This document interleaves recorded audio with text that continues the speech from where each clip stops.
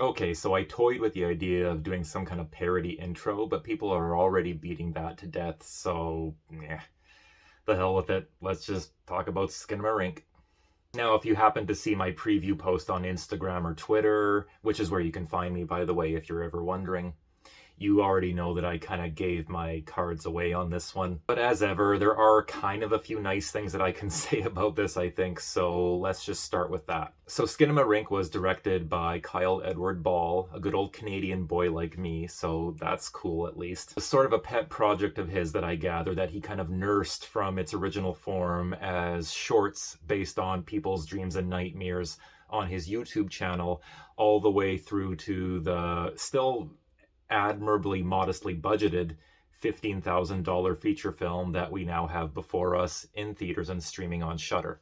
And again, for him to accomplish all of that with the very limited resources that he obviously had when he was making that, I say bravo. And I will also say this, I do think that Kyle Edward Ball is a talented director. Even the static shots in this movie, and there's a lot of them by the way, so take your pick, they clearly show off someone who knows how to use minimal lighting and staging and framing devices very simply and effectively to create a lot of atmosphere and mood. This will probably end up being one of those movies where even budding filmmakers who didn't like it will end up being successful in part by stealing some of the stylistic ideas from it. And quite honestly, if I had come across this movie in my 20-something college days, I probably would have been gushing all over it.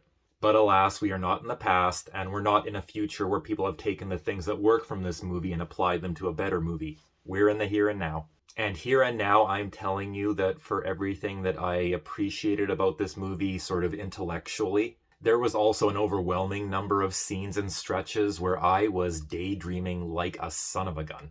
And I was alert and with it. I watched this thing first thing in the morning when I was fresh. I had my phone turned off and put away. I was laser focused on this movie, or at least I was trying my damnedest to be. But time and time again, the static haze of everything just kind of washed over me and made me just kind of glaze over. I can also respect that, at least in part, Ball's motivation with his approach to the film was to be the very antithesis of how you normally tell a narrative in a horror movie or otherwise. And yes, it's different, and yes, it succeeds in telling a story in its own way, but I really feel like you could have gotten the same story with the same punch, probably even more so in my case, if this had been shortened to like 20 minutes or maybe even 10. But just trusting that concept and that conceit to drive an entire 100-minute movie, I think ends up making your commitment to that technique or reliance on it, depending on how you want to look at it, it just makes that feel a bit self-defeating. And while some of the static shots are ominous at first, like anything else in a movie though, the more you see it, it becomes progressively less scary and less threatening and just less interesting. And there are a couple of sequences where things are edited and filmed in a way that feels slightly more cinematic. And not coincidentally, those are the parts of the movie that were the most effective for me. Part of it might be that I'm just also not that hip yet to the whole liminal horror thing. I don't know though, if this is any example, then it's not something I'm interested in exploring further. I've also noticed there's been more than one review, like on Shudder and then elsewhere, where people are comparing it to the kind of fear that you felt in your heart when you would wake up in the middle of the night as a young child. And of course we've all felt that feeling, and I can recall that feeling in my head without any help. But this didn't create that in me, or to the degree that it did evoke that feeling, it didn't do it in a way that made it feel profound or like there was some insight behind, what provokes those feelings, or that it was done with any real depth, honestly. Yeah, there's nothing wrong with leaving things sort of vague or open to people's interpretation, but it's done to such an extent here that honestly, I hate to say it, but I feel like you could probably have as good of a conversation about this movie if you just knew what happened and hadn't actually seen it than if you had gone out and seen it yourself. Like, you could probably go on Wikipedia or whatever, read the summary, and you would emerge with the same amount to talk about as you would if you had actually seen it.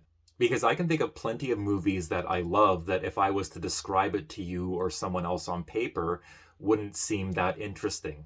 It's the experience of how it's conveyed in that particular movie that makes it special or interesting or exhilarating. But for this one, I feel like I could just send people a treatment summary of all the events that happen in the movie, because they all essentially happen off screen anyway, and you'd be able to draw the same conclusions and insight and have about as much of a conversation as you would have if you had actually seen it. I don't think you would be missing anything or depriving yourself of any essential information. If you're looking for an experimental art piece that you just want to kind of look at and ponder and talk about with someone very sort of casually and dryly, maybe this scratches the itch, but I still don't think that's an itch that you need to take in an hour and 40 minutes to scratch. That's like a 10-second itch. Again, not everything that's on display here is bad, but we need more than what is here in order for it to be successfully carried for a feature-length film. And then the other thing, even though this is really no fault of the filmmaker or the film itself, but it is something that kind of figures into my thinking here. I'm not going to deny it.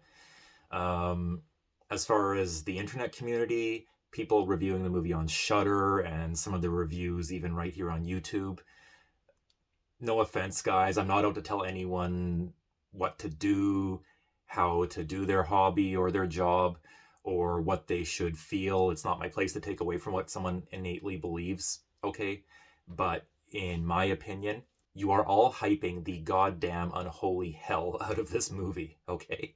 It is different, it's made with a lot of passion, and like some other recent successes, this does definitely further the cause for a new wave of independent horror. And I'm still curious to see whatever Kyle Edward Ball does next. And there is, of course, always the temptation to try and find some way to review a movie like this positively, just so that you can kind of prove to yourself that you still have a limber mind. Fortunately, at this point in my life, that's a temptation that I feel secure enough to resist. I would honestly be curious to see if the short version is available anywhere, because to me, again, as a short film, this would function beautifully. As a full length, it's like taking a Xanax and downing it with some NyQuil. I'm sure that there's someone out there who's going to watch this and think that I'm being closed-minded or that I don't have an attention span. I have no problem with minimal stories that are told in a slow, deliberate fashion. But the key component there is that there was a story being told, however slowly. Skinamarink just sets up a situation and observes it for 100 minutes. Nothing is happening because there is no story being told, because the filmmaker makes it expressly clear by the way he films this that he doesn't want to tell a story. And for me at least, there has to be more to being avant-garde than just bucking the norm.